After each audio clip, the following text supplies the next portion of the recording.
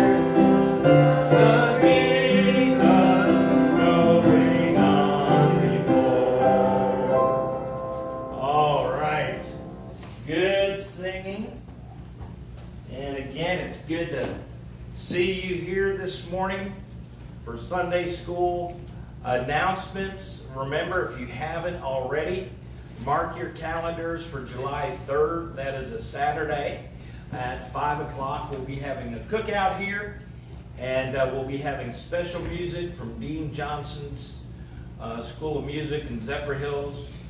Dean's going to be bringing some of his students and providing special music for us, so we're looking forward to that.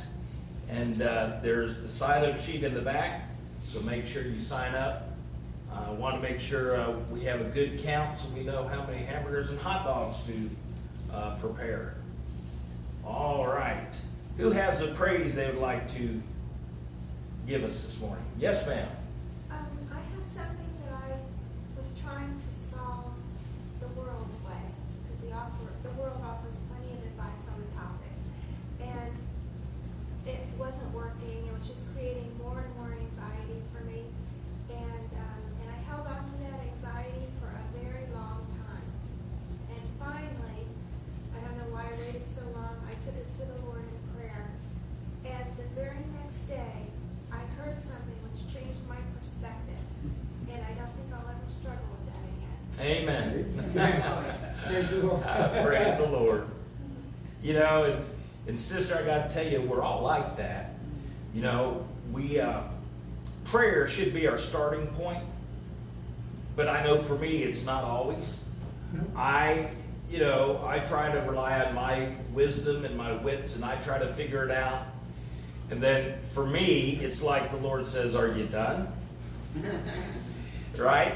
And then the light bulb goes off, and it's like, "Oh, let's pray about this."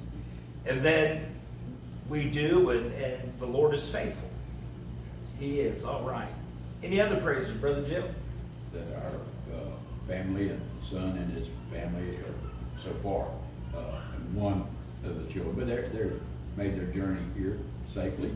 All And right. we haven't seen the grandchildren in 4 years. So Oh, wow. this is really special. Oh, I'm sure it is. And one of them is a great granddaughter. And Oh. we've never seen her. Get to meet the new great grandchild. That's great. Great. All right. Any other praises?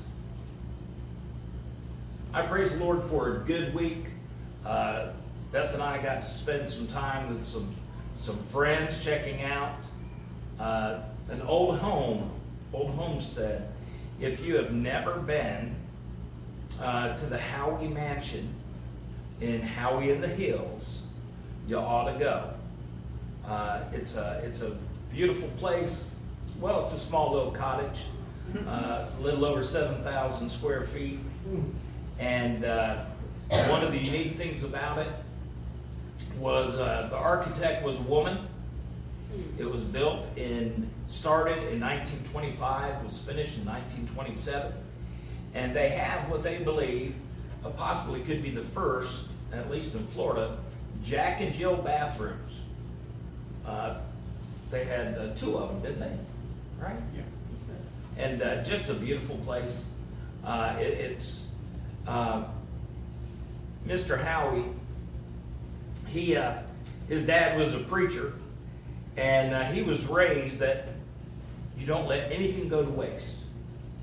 So when they cleared the land, the flooring in the main house was from the oak trees that was on their property, and they were milled on the front lawn. And in the carriage house, or the chauffeur's house, the pine flooring was milled on the property.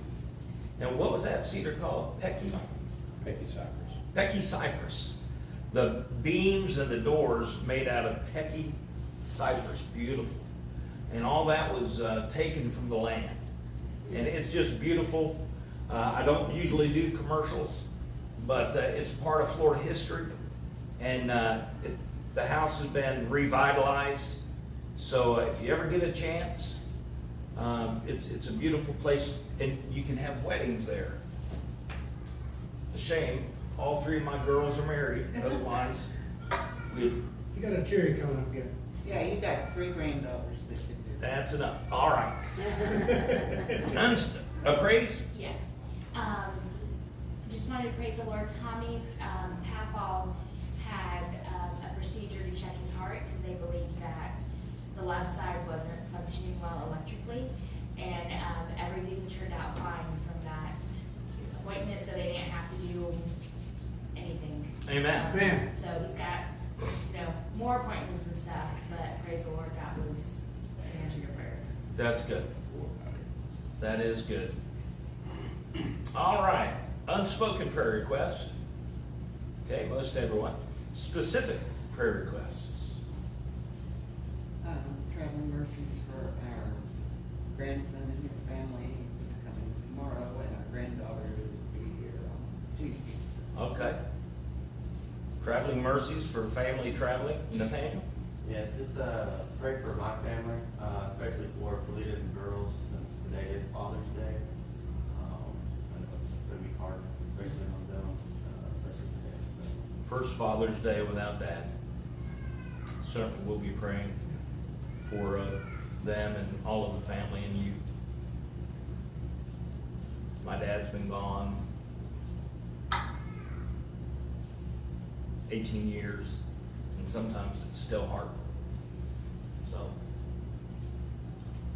Please be praying for those that aren't feeling well. Tommy's not here. Woke up with a cactus stuck in his throat, if you can imagine. Pray for the rest of our family. I'm still struggling with it, so I'm praying that I'll be able to get through the message this morning. If I have to slow down, we'll be here all afternoon. And so I know some of you won't like that. All right, other prayer requests.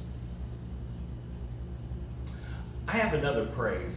Our good friends, the Bowens, up in Georgia, one of their sons and his wife were able to complete an adoption this last week. And it's amazing how God works, because the little girl looks like his wife. I mean, to look at them, you would not know that they weren't mother and daughter. And so that's just a praise. God worked that out. All right. All right, then we're going to go to the Lord in prayer, turn it over to Nathaniel, preserve him as much time as we can. Heavenly Father, again, we thank you so much for the day you've given us, and thank you for these praises that we're able to hear. And we ask that you would work in the situations, the prayer requests that were mentioned. There weren't many that were spoken, but there were several unspoken. And we are just going to trust you that your will be done in each and every one of these circumstances. We do pray for those that aren't feeling well, that are struggling physically, that you would touch their bodies and heal them according to your will.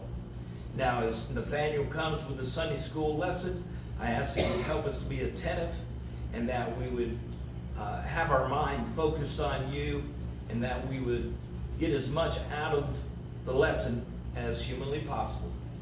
And we ask this in the name of Jesus Christ, our Lord and Savior. Amen. Amen.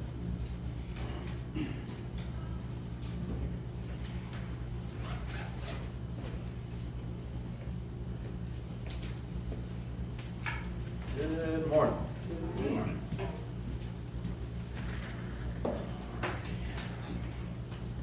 We can go to Jonah.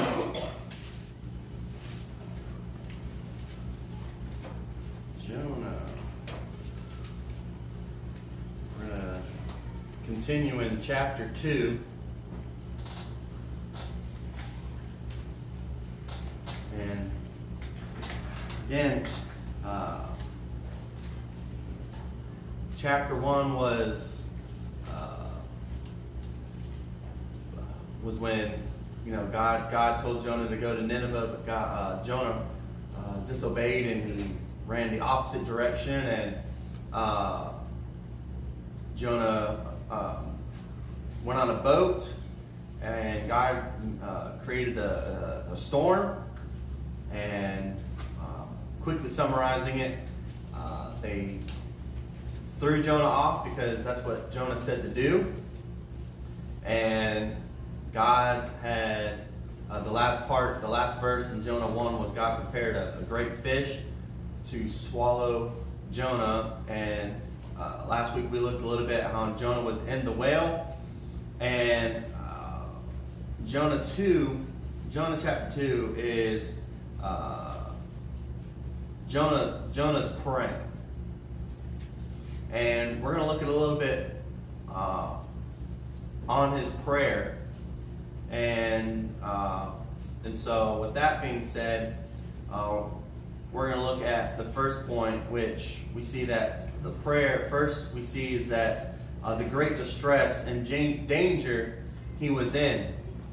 And we're going to look at verse 2. The Bible said, and said, I cried by reason of mine affliction unto the Lord, and he heard me. Out of the belly of hell cried I, and thou heardest my voice. For thou hast cast me into the deep, in the midst of the seas, and the floods compassed me about. All my billows and thy waves passed over me. Let's jump to verse number 5. The waters compassed me about, even to the soul. The depths closed me around about. The weeds were wrapped about my head. I went down to the bottoms of the mountain, and the earth with her bars was about me forever. Yet hast thou brought up my life from corruption, O Lord my God. So when Jonah was praying, he was praying, and he was praying that pretty much, I guess you want to say, he was recapping what was going on, what's happening. You know, he saw that the distress and the danger that he was in. And he said, out of the belly of hell cried I. I'm in this whale. That's problem number one. I'm in this whale's belly.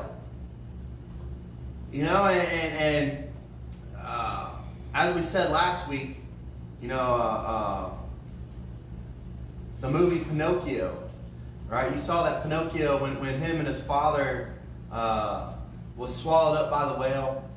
That they had a boat that they were on, and they started a fire, and they had lanterns and fishing poles, and you know, even though it wasn't the ideal spot, they made it work. That's not in the case of Jonah. Jonah didn't have, it wasn't a whale's inn, you know, or a hotel whale, you know. It was a place that you didn't want to be in. And here it is, it's dark. You know, it smells nasty. And I'm sure that Jonah's mind was going in every direction. And here it is, now he's in the belly of the whale. And it says that the floods compassed about me. You know, he was recapping, you know, when I was tossed overboard. You know, the storm was violent. You know, he says the floods, they passed me, and the waves, you know, this was a scary situation. And then in verse 5, we see that the weeds were wrapped around about my head. You know, we read that inside the whale, that when he was swallowed up, that it was just such a mess that, you know, again, I don't know how long it took him to pray this prayer, but it was to the point where he literally couldn't do anything. You know, and it says that it was wrapped around, the weeds were wrapped around his head, and in verse 6 it says, I went down to the bottom of the mountain, or the mountains, and then the earth was her bars, with her bars was about me forever. You know, this whale, as I said last week, this whale took a dive and went deep, and I'm pretty sure Jonah knew that. And here it is that Jonah, you know, he's in the whale, and again, I don't know how long he prayed, but now he's at his breaking point. He realized, I did this to myself, and this is what's going on. This was a bad situation I'm in right now. And he's praying that to God, and it's not that Jonah was reminding God. It says, God, you know, I want you to remember. God knew, but I think when we pray, and I know for me sometimes when I pray, and I say, God, this is what's going on, and I name all the things, the danger that I put myself in. It's not necessarily me saying, God, you know, this, just in case you didn't know, this is what was going on in my life. I pray that so that way I remember. Mm-hmm. That way I know, and I remind myself as well, Lord, I remember. And the things that I'm going through right now, yes, I'm causing that, but I don't want to forget. Because if I forget, then I'll end up doing it again. And Lord, I want to remember. And Lord, I'm praying this not just but to help me. And so Jonah, when he's praying this, he's seeing the danger that he was in, and he was praying. And then we'll see that we'll look at the encouragement he took to himself in verse 4. Let's read verse 4. The Bible says, Then I said, I am cast out of thy sight, yet will I look again toward thy holy temple. Let's jump down to verse 7. The Bible says, When my soul fainted within me, I remembered the Lord, and my prayer came in unto thee into thine holy temple. So here it is. Excuse me. Jonah saw what was the distress, the danger that he was in. And like Pastor said this morning, prayer is sometimes not the first thing we go to. Yep. You know, sometimes we try to do things in our own strength. I know I do. And as Pastor said, he does too. Right? I think we all do. I know we all do. We try to do things in our own strength. And then situations get worse. And then we resort back to God. And even though I'm going to say this, even though that should have been our first instinct, I'm glad at least was a instinct. Yeah. It's not, you know, I'm glad at least, you know, when we do pray to God, that at least, it may, even though it may seem the last option, at least it was an option. Because sadly, there are those that will not pray to God. No matter how deep they get, they're so kind of like Pharaoh.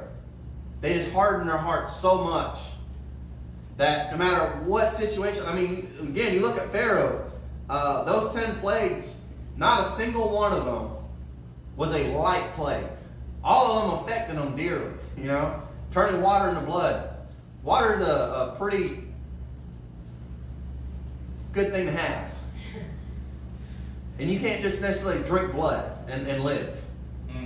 Right? Now, even though, you know, frogs might not have been, at least for me, it might not have been that bad, but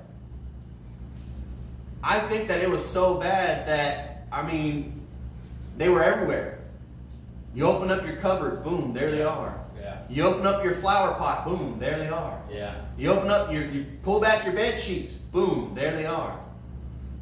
You know, it was bad, every one of them. And you would have thought, surely by now, he would have. And here it is that even after the last one, even after his son, his first son, died, you would have thought he would have said, Lord, you know what? You are the real God. Moses is right. You are the real God. And I'm sorry that it took this long to come to you and pray and get right with you. But he still didn't.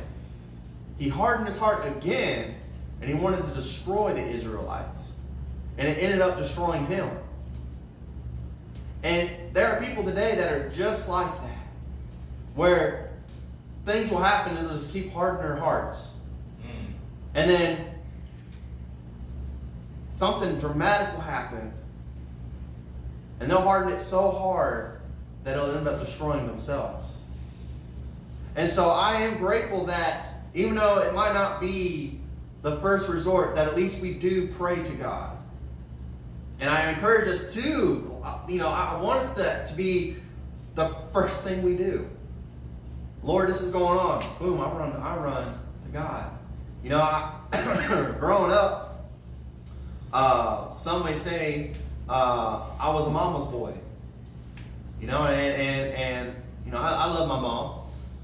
And one of the encouragements, you know, I had an older brother who, when we were kids, he was, I think Satan Jr., possibly, I don't know, but the great thing that I had about Mom was whenever he was going to hurt me or do something to me, I ran straight to Mom. All the time. Because she could protect me. All she had to say was, Ben, go away. And he went away. And that's the same thing with God. You know, Satan will come, and we got to run to God.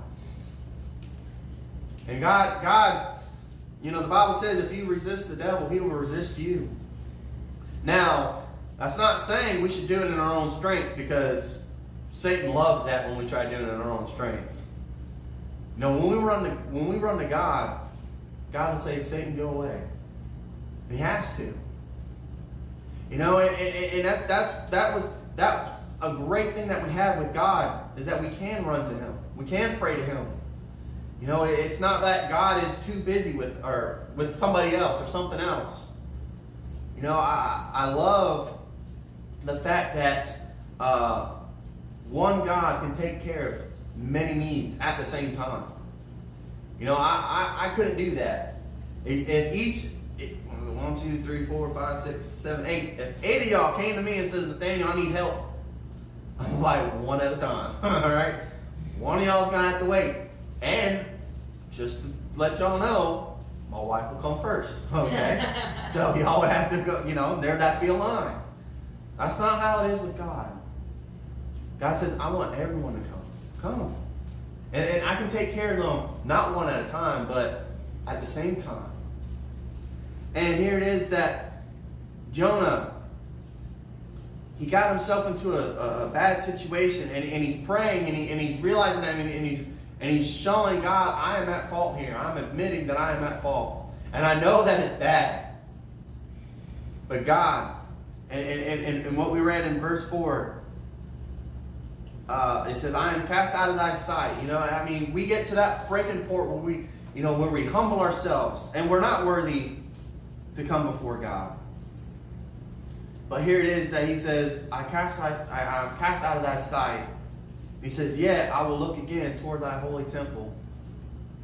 Lord, I know that I was wrong, but I'm grateful that I can come to you in prayer. That even though I am a sinner, even though I deliberately disobeyed you, I know that I can come to you in prayer. And then in verse 7, it says, when my soul was fainted within me, I remembered the Lord. See, here it is, Jonah's prayer. I don't think Jonah prayed right away. Again, I think he tried to do it within his own strength. And then he said, when my soul fainted, when I just gave everything I had within my power to try to get me out of this situation, I got discouraged. My soul fainted. I realized I'm doomed. Then he said, but I remembered the Lord. I remembered the Lord. And he says, and my prayer came unto thee into thy holy temple. I prayed, and I know that you listen to prayers. You know, and again, it's a great reminder that even though we might deliberately disobey God, that, you know, it's not one of God saying, you know what, no, you did this, you wronged me. So now you're back in the line. Get back in line. You know, come back tomorrow. You know, God will hear our prayers. And then we see the assurance that he had of God's favor to him. And let's look at verse 6. The Bible says again, I went down into the bottoms of the mountain. The earth with her bars was about me forever. Yet hast thou brought up my life from corruption, O Lord my God. Again, when my soul fainted within me, I remembered the Lord, and my prayer came unto thee into thy holy temple. You know, I think that Jonah, I think he was remembering what God wanted Jonah to do. Jonah, I want you to go to Nineveh, and I want you to teach, and I want you to tell these people they need to repent, or I will destroy them. And I think Jonah is remembering these things, and Lord,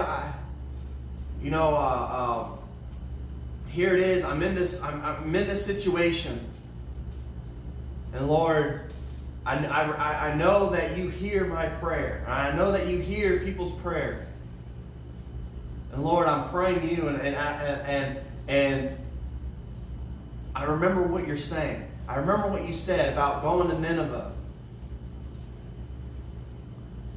And again, this is how I'm interpreting it. I think he was praying, God, if you can just give me one more chance. If you can just give me another chance, I'm going to go to Nineveh. Lord, I'm going to go and I'm going to teach them. I'm going to tell them what you told me.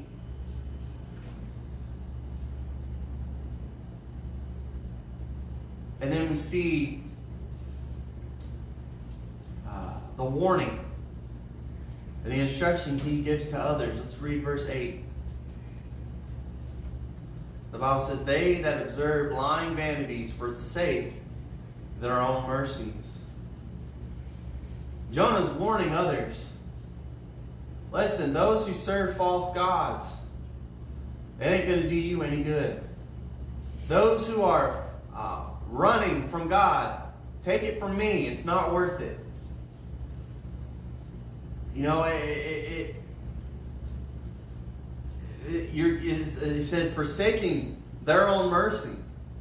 You know, right now, guys, I am at the mercy of God. You know, I'm at the mercy of God. I'm in a whale. You know, I'm at the bottom of the ocean. I got seaweed all over myself. It smells. I try to get out, but I can't. You know, I think it's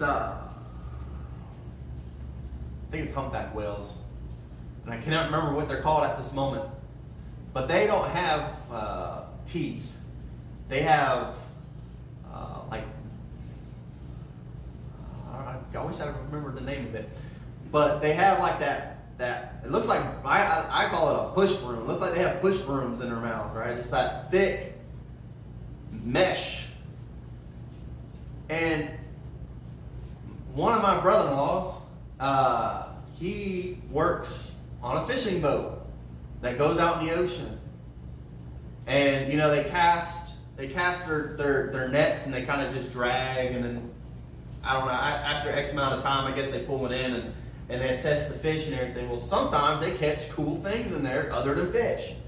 And he acquired some of those, pieces like this big, of the teeth. I don't know what it's called, but it's whatever it is. And, you know, I ain't never seen a humpback whale in person before. But, you know, seeing them on TV and stuff, it's fascinating. But holding that and feeling that, again, I'm not saying he was in a humpback whale. I don't know what kind of whale it is, but it does not matter. But that alone, that right there, that was like, it was about that thick. And that might have been just a piece of one. But, you know, I imagine that Jonah probably tried to get out of the whale's mouth. But that's impossible. And you can go ahead. Well, in verse 6, he says, I went down to the bottoms of the mountains. And of course, he's talking about going to the depths of the sea. Mm-hmm. And he says, the earth with her bars was about me forever. Well, I know I've been in situations where it feels like it was forever. Right. It might have been 5 minutes, but in that 5 minutes, it felt like it was forever. Right. But when it says her bars were about me, Mm-hmm. the bars were the whale's teeth. Right. And so I imagine, I don't know if you knew this, but within the last 2-3 weeks, a fisherman, a lobsterman out of Michigan was diving, and he got picked up by a whale. He got eaten by a whale. And his testimony was that he could feel, he was in the whale's mouth, and he could feel the muscles, the whale's muscles, as he was trying to get swallowed. Mm-hmm. Mm-hmm. And then the whale realized he wasn't a fish or a bunch of fish and spit him out. And there were witnesses on other boats that saw all this. And, you know, he was hospitalized and so forth. You know, he didn't have any, his skin wasn't broken anywhere or anything. But listening to his testimony, you know, helps me appreciate Jonah even more, because I think in verse 6 you see his fear. Yeah. Talking about going to the bottom, you know, of the mountains. I don't know how it was for Jonah in that whale, but as a scuba diver, one of the things you learn is about atmospheric pressure. Right. When you dive and you go 33 feet, that's one atmosphere. The pressure is going to be the same at the surface as it is at 32, 33 feet. But you go beyond that and the pressure doubles. You go beyond 66 feet and it quadruples. Mm-hmm. And so I don't know how it was for Jonah in the whale.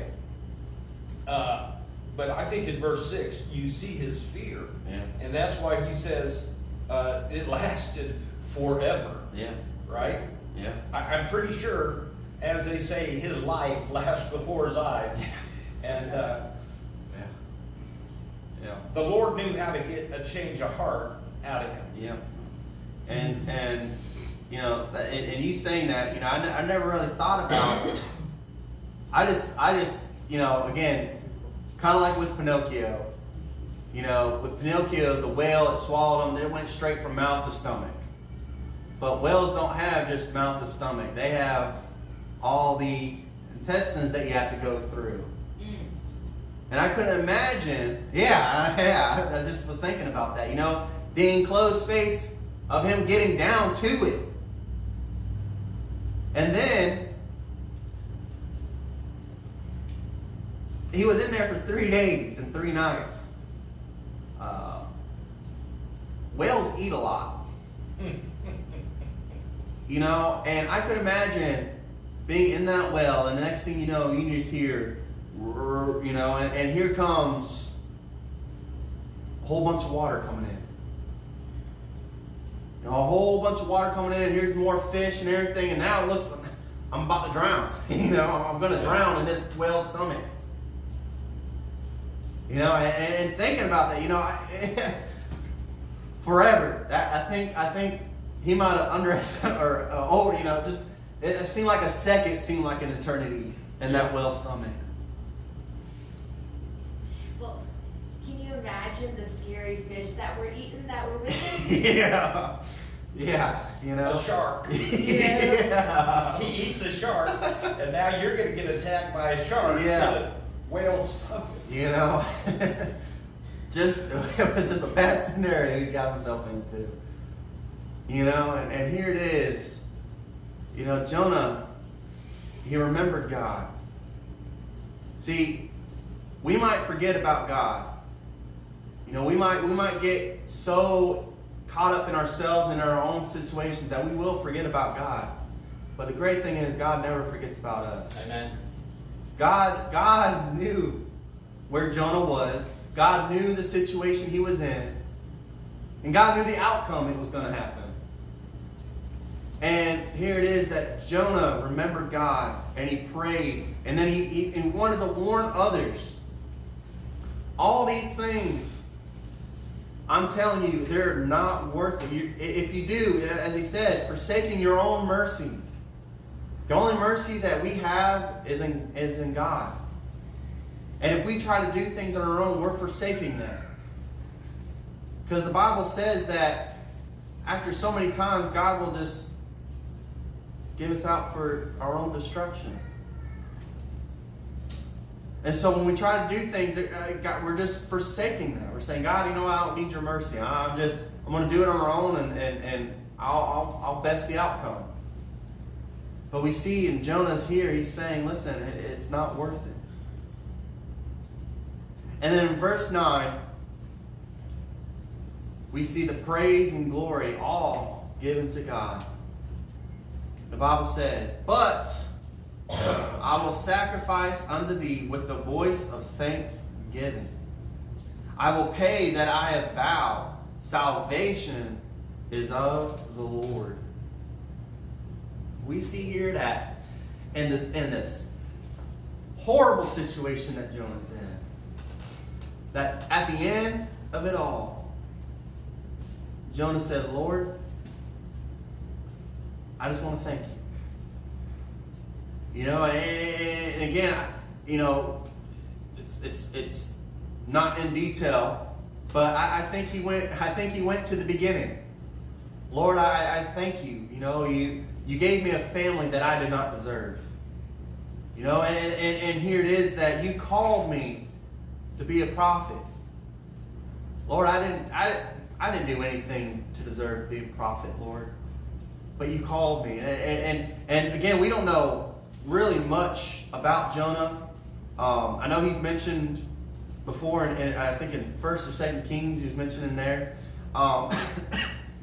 But nothing really much mentioned about him. So we don't know what other events he did. I mean, I can't imagine that Jonah never did anything good, you know. And here it is, you know, I'm sure he's thanking God. That, you know, remember that one time, God, and I thank you that I was there to witness that. That I was there and that you allowed me to have a hand in that. And Lord, I thank you that even though I went against your word, I disobeyed your word, that I can see that you're sparing me.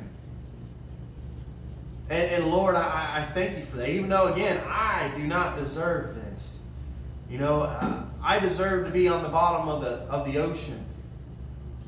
You know, Lord, I thank you. And then he says, I will pay that I have vowed. Lord, what you said, I am going to do. Lord, I'm going to tell the Ninevites, Lord, or he said, salvation is of the Lord. And that's where, that you know, again, Jonah, you read the end of Jonah, which we'll get to in time to come, it doesn't end on a good note.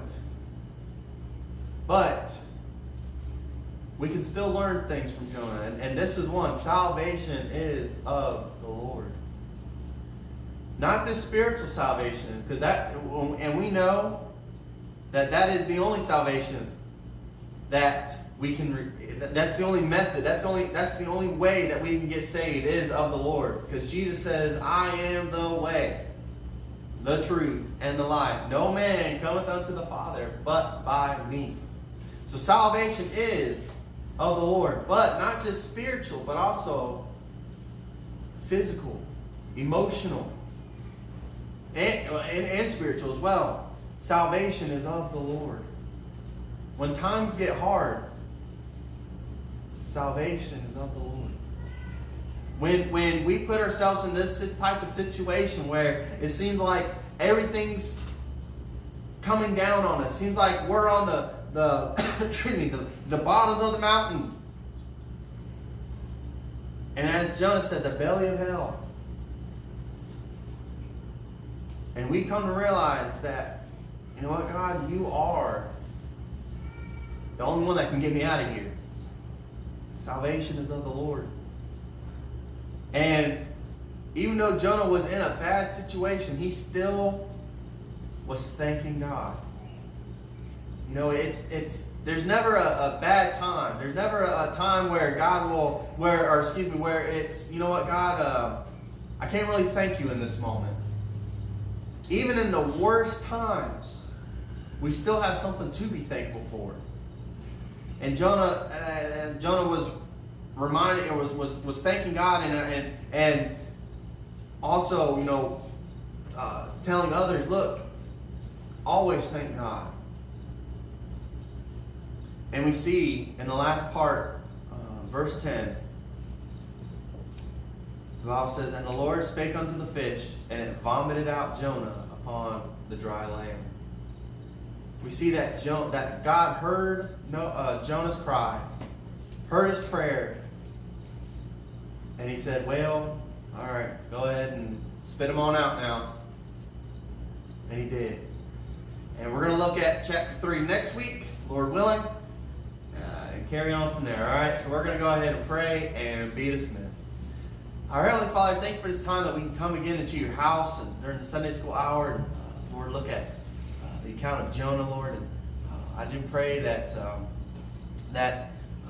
when situations does get rough, Lord, that we can run to you and pray to you and know that you will do what's best in our lives, Lord. Again, I just pray for the remaining of the services. May we honor and glorify you. In Jesus' name, amen.